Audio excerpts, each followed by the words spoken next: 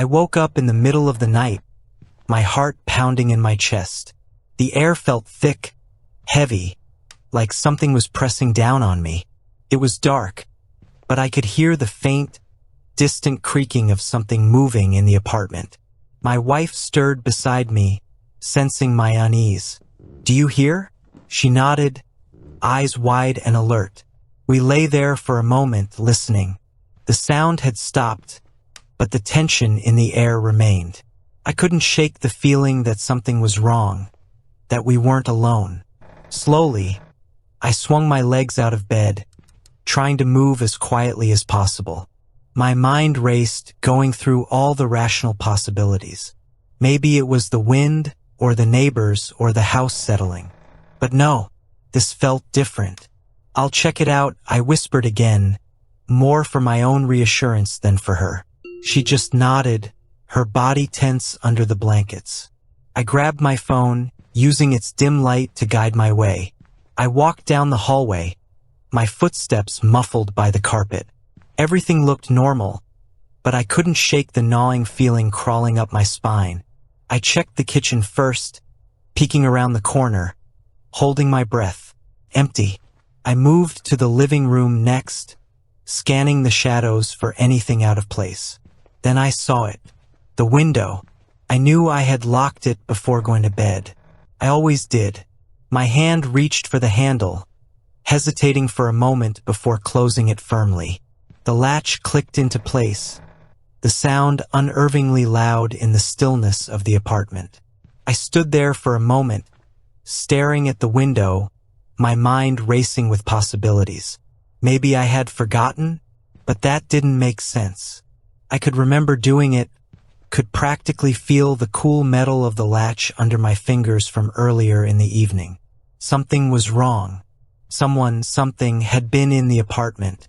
I walked through the rest of the place, checking every corner, every possible hiding spot, but found nothing.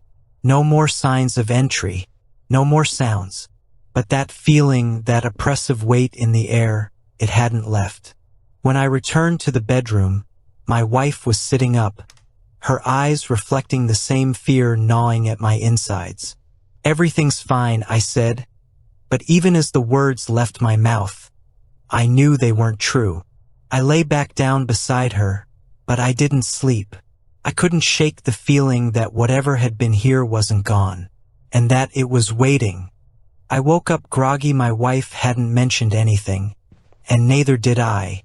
Maybe we both wanted to pretend that it was just a fluke, a momentary lapse in memory. But deep down, I couldn't shake the feeling that something wasn't right. We had plans to meet some friends for breakfast, and the idea of getting out of the apartment, away from that oppressive feeling, was a welcome. As we stepped out into the crisp morning air, I felt a little lighter. The sun was shining, and the streets were bustling with people going about their day. For a while, it was easy to forget about the eerie events of the night before. At the cafe, we settled into a cozy booth near the window, the smell of freshly brewed coffee filling the air. Our friends were already there, laughing and talking about something that had happened at work. It was comforting, hearing their voices, the hum of conversation around us. For a brief moment, it felt like everything was back to normal. We ordered our food, and soon enough we were deep into our usual routine of casual banter. Alex was going on about some new series he'd started watching, gesturing dramatically, while Nina teased him about his terrible taste in shows. My wife chimed in, and for a while, I found myself laughing, the unease from the night slipping further into the background. But then, in the middle of a joke, something strange happened. The lights in the cafe flickered, just for a second. Barely noticeable, but enough to make everyone pause for a moment. We all exchanged quick glances, but no one said anything. It was probably just a faulty bulb or a power fluctuation. But then it happened again, as if something was sucking the energy out of the room. The laughter and chatter around us started to quiet down as more people began to notice. I glanced up, staring at the soft glow of the hanging lights above us. The flickering became more erratic, as if the lights were struggling against some invisible force. The air in the cafe felt different too, heavier, almost suffocating. I shifted uncomfortably in my seat, feeling that same sensation from last night, the creeping sense of being watched. "That's weird," Nina said, her voice uncertain as she looked around. "Probably just an electrical issue," Alex shrugged, though his tone lacked its usual confidence. But I wasn't so sure. There was something wrong with the way the lights flickered, something unnatural about the way the cafe suddenly felt colder, as if a draft had swept through the room despite the closed windows. My eyes darted to the corner of the room, to the shadows creeping along the walls, darker than they should have been in the middle of a sunny morning. I caught my wife's eye across the table, and I could tell she felt it too. Her smile was gone, replaced with a worried frown as she glanced around, her fingers nervously playing with the edge of her napkin. Then, just as suddenly as it had started, the flickering stopped.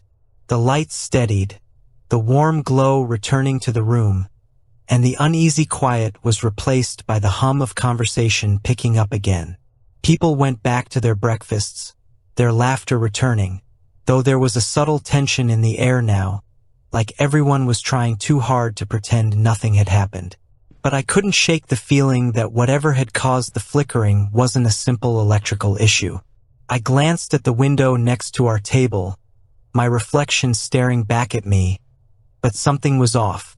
In the dim light, just for a split second, I could have sworn I saw another face behind mine, pale, almost translucent, with dark, hollow eyes staring right at me. I blinked, and it was gone. The moment passed, but the chill remained. I stared at the window for what felt like too long, trying to convince myself that I hadn't really seen anything.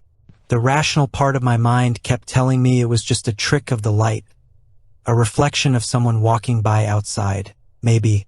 I turned back to the table, realizing the conversation had resumed. My friends were talking, but I wasn't listening. I could see my wife glancing at me, her eyes silently asking if I was okay. I forced a small smile, nodding slightly, but I knew she didn't believe it. I didn't believe it either. The rest of breakfast passed in a blur.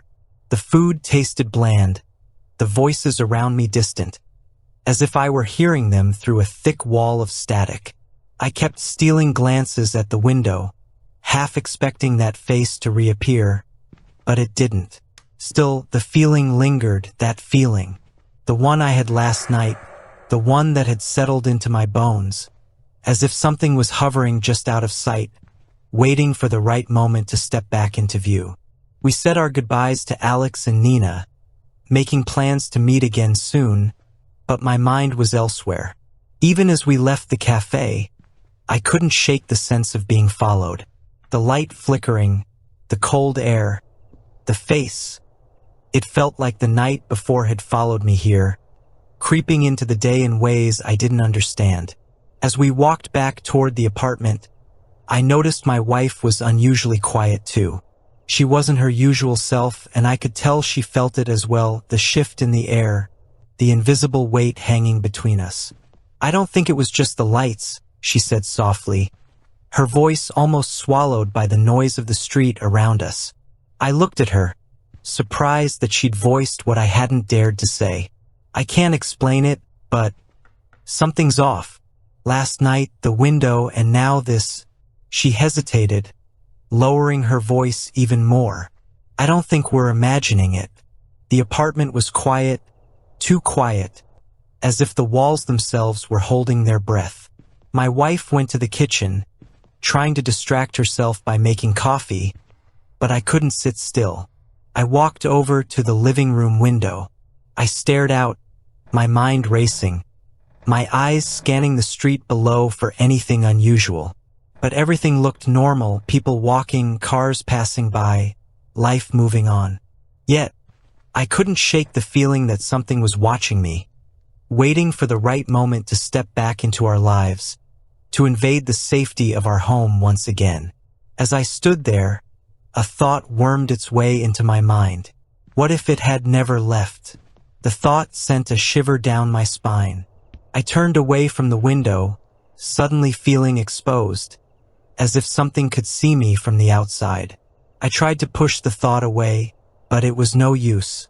The face in the cafe window kept flashing in my mind, those dark, hollow eyes staring right into me. Suddenly, a loud crash came from the kitchen. I ran. There was a broken cup on the floor in the kitchen and my wife didn't move. "There is someone here," she whispered, her voice trembling. I didn't have to ask what she meant. I had heard it too. The faint sound, soft but distinct, like the creak of floorboards under slow, deliberate footsteps coming from the bedroom. We both stood there, staring at each other, the realization sinking in. Someone or something was in the apartment. Again. For a moment, neither of us moved. The sound had been so soft, so subtle, but unmistakable. Slow, deliberate footsteps coming from the direction of the bedroom. My wife's wide eyes locked onto mine, her breath coming in shallow, rapid bursts. I swallowed hard, trying to keep calm, but my heart was pounding in my chest, each beat echoing like a drum. I wanted to tell her everything was fine, that we were imagining things. Something was in our apartment. I grabbed the nearest thing I could find, a kitchen knife, my hand trembling as I tightened my grip around the handle. Felt small, useless even, but it was better than nothing. I motioned for my wife to stay behind me, and together we moved toward the hallway. Each step was slow, calculated, the air thick with the weight of dread. The apartment, once familiar, now felt like a maze of shadows, every dark corner hiding something I couldn't see. We reached the door to the bedroom, and I stood still, listening. For a moment, there was only silence, then a slow creak. It wasn't my imagination. Someone or something was inside. Summoning every ounce of courage I had left, I pushed the door open. The room was dark, save for a sliver of moonlight slipping through the blinds. At first, I saw nothing, just the stillness of the empty room. But then my eyes adjusted, and I noticed it, standing in the far corner, almost blending into the darkness. A figure, tall, unnaturally still, its head tilted slightly as if observing us. My breath caught in my throat. It didn't move, but I could feel its presence. The shape stepped forward, and the light from the window barely illuminated its face. Pale, ghostly skin, eyes as dark as the deepest shadow, and a twisted smile that revealed sharp, gleaming teeth. A vampire. It moved so fast I barely had time to react. One moment it was across the room, the next it was right in front of me, its cold hand gripping my wrist with inhuman strength. I swung the knife instinctively, but it barely flinched, its strength overpowering mine with ease. Before I could even think, the creature lashed out, slashing at me with tearing into my arm. Pain exploded through me, but I didn't have time to register it. The vampire's other hand reached for my throat, and I felt its icy grip tightening, forcing me backward, my back slamming against the wall. "Run!" I gasped, my voice barely more than a whisper, but my wife didn't move. She stood frozen, her eyes wide with terror. The vampire's face was inches from mine now, its breath cold and rancid.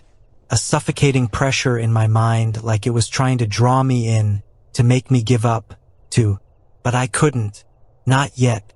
With every ounce of strength I had left, I kicked out, driving my knee into its side. It wasn't much, but it was enough to make the creature loosen its grip for just a second. I slashed with the knife again, this time catching it across the chest. The cut wasn't deep, but it hissed in anger, a sound that sent chills down my spine. "Now!" I shouted to my wife, my voice hoarse but stronger this time. She snapped out of her trance, grabbing something from the counter. Garlic. I had no idea if the old legends were true, but at that moment, I was willing to try anything. She hurled the garlic at the vampire, and to our shock, it recoiled, its twisted face snarling in fury. For a second, its grip on me loosened even more, and I pushed back with all my strength, shoving it away from me. It stumbled, just for a moment, but I wasn't wasting any time. I grabbed my wife's hand, pulling her back toward the living room. But the vampire wasn't done. With a blur of motion, it was coming at us again. Faster than before, more furious. Its black eyes locked onto us, its mouth curling into a savage grin.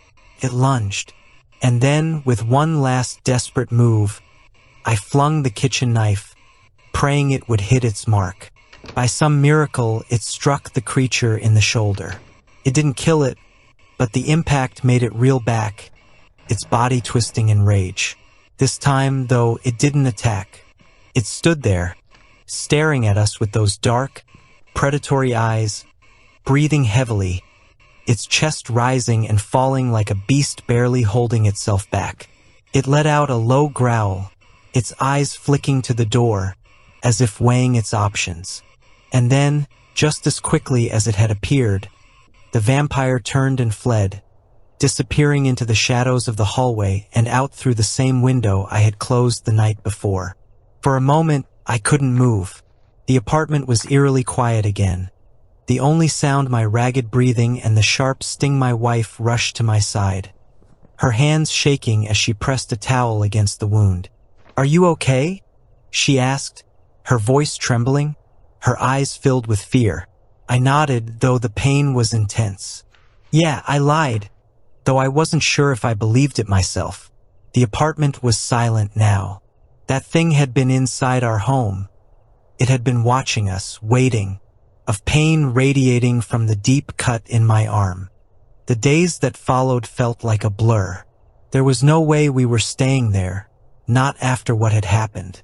For the first few nights, we stayed with my wife's sister, constantly on edge, jumping at every creak of the floor or distant sound. But as the days passed, the tension slowly began to ease. The vampire didn't come back. Weeks turned into months, and life, somehow, started to feel normal again. We both pretended to move on, and for the most part, we did. We fell into our old routines, trying to recapture the rhythm of life before everything had changed. But not everything had gone back to the way it was. My arm never healed properly. The deep gashes left by the vampire's claws had scarred over, but the muscle beneath remained damaged. The doctors said the tendons had been torn in a way they couldn't fully repair. I could still use my arm for most things, daily tasks, simple movements. I couldn't lift anything heavy, couldn't put too much strain on it. Even holding something for too long would send sharp pangs of pain shooting up to my shoulder. At first, I was angry that this creature had left a permanent mark on me, a reminder of what we'd been through. Every time I looked at my arm, I saw those dark, hollow eyes, felt the cold grip of its hand around my throat. But over time, the anger dulled. It became part of me the same way old scars do. You learn to live with them even when they're still sore. Despite the physical reminder, the creature never came back. The window, the flickering lights, the sense of being watched, it all stopped. There were no more signs, no more strange noises in the night, no more flickers of shadow in the corner of my eye. Whatever it was, whatever had brought the vampire into our lives, seemed to have ended that night. Maybe it had given up, or maybe it had simply found another victim to haunt. I didn't know, and I didn't care. I was just grateful it was over. As the seasons changed, so did we. My wife and I found a new normal, one where we didn't talk about the scars, physical or emotional, but accepted them as part of the past. We stayed cautious, though. Every night before bed, I double-checked the locks, made sure the windows were tightly shut. It became a ritual, a way of warding off the fear that still lingered, even if only in the back of my mind. The strangest part was how easily we slipped back into the rhythm of everyday life. Work, friends, weekend plans. It all seemed to fall into place, as if we were supposed to forget what had happened. But I knew, deep down, I knew there was no forgetting. Life had returned to normal, almost, but some scars never truly fade.